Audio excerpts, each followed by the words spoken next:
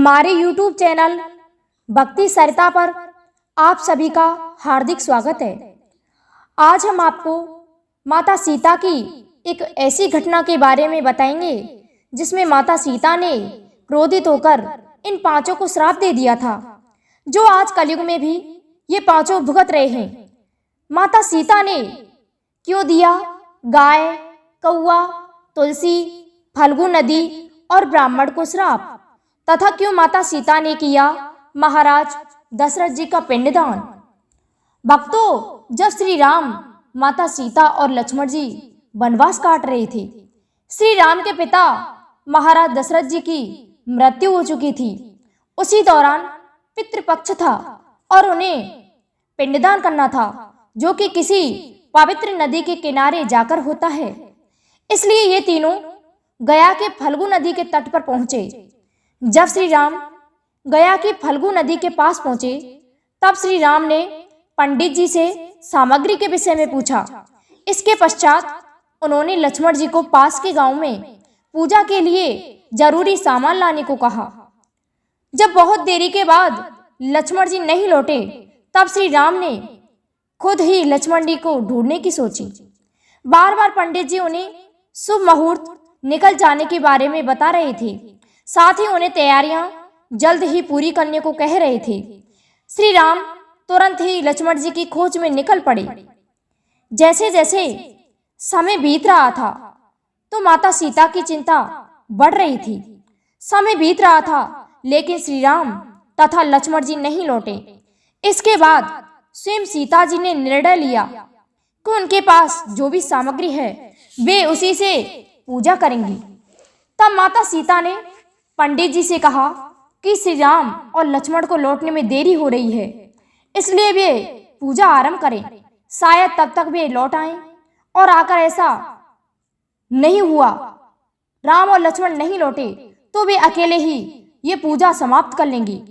विधि पूर्वक पूजा समाप्त करने के पश्चात देवी सीता ने अंत में पिंडदान किया, और जैसे ही उन्होंने प्रार्थना करने के लिए हाथ जोड़े और आंखें बंद की, तो उन्हें एक दिव्य स्वर सुनाई दिया।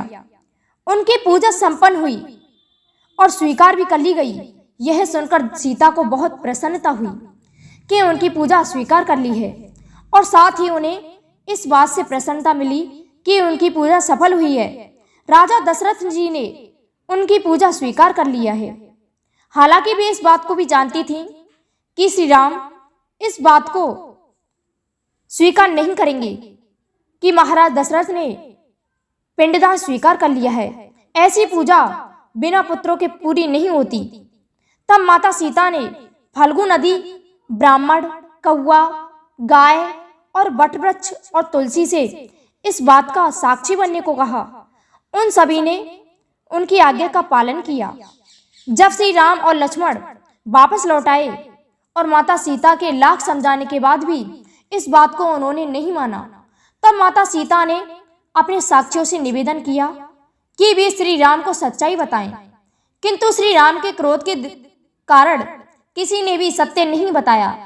केवल वटवृक्ष ने श्री राम को सच्चाई बताई। इस बात से देवी सीता बहुत दुखी हुई और क्रोधित होकर उन सभी को श्राप दे दिया। देवी सीता ने फल्गु नदी को श्राप दिया कि वह सिर्फ नाम की नदी रहेगी, उसमें पानी नहीं रहेगा। इसी कारण आज भी फल्गु नदी में पानी न होने के कारण यह सूखी पड़ी है। फिर सीता जी ने गाय को श्राप दिया कि उनके शरीर की पूजा नहीं होगी। हिंदू धर्म में केवल उनके पिछले हिस्से को ही पूजा जाएगा। इसके साथ ही गाय को वहां भटकने का श्राप भी दिया। सीता जी ने पंडित जी को भी कभी संतुष्ट न होने का श्राप दिया। इस कारण पंडित दान दक्षिणा देने के कारण भी संतुष्ट नहीं होते हैं। तुलसी माता को सीता जी ने श्राप दिया कि वे गया की मिट्टी में कभी नहीं उगेंगी, कभी पैदा नहीं होंगी। माता सीता ने कौवा को लड़ झगड़कर भोजन खाने का श्राप दिया। वटवृक्ष को सीता जी ने वरदान दिया कि पिंडदान में इनकी उपस्थिति जरूरी रहेगी। साथ ही माता ने वटवृक्ष को लंबी आयु और दूसरों को छाया प्रदान करने का वरदान दिया। साथ ही ये भी कहा कि पतिव्रता नारियां अपने पति की लंबी आयु के लिए इस वृक्ष की पूजा करेंगी। इस प्रकार से माता सीता ने इन पांचों को श्राप दिया था और वट वृक्ष को वरदान मिला था क्योंकि उन्होंने सच्चाई बता दी थी। इसी के साथ हमारा वीडियो संपन्न हुआ। यदि आपको हमारा वीडियो पसंद आया हो तो हमारे वीडियो को लाइक, शेयर तथा सब्सक्राइब अवश्य कर दें। साथ ही बेल आइकन को भी प्रेस कर दें जिससे कि आने वाले हर वीडियो का नोटिफिकेशन आपको मिलता रहे। मिलते हैं अगली वीडियो में। धन्यवाद। जय श्री कृष्ण।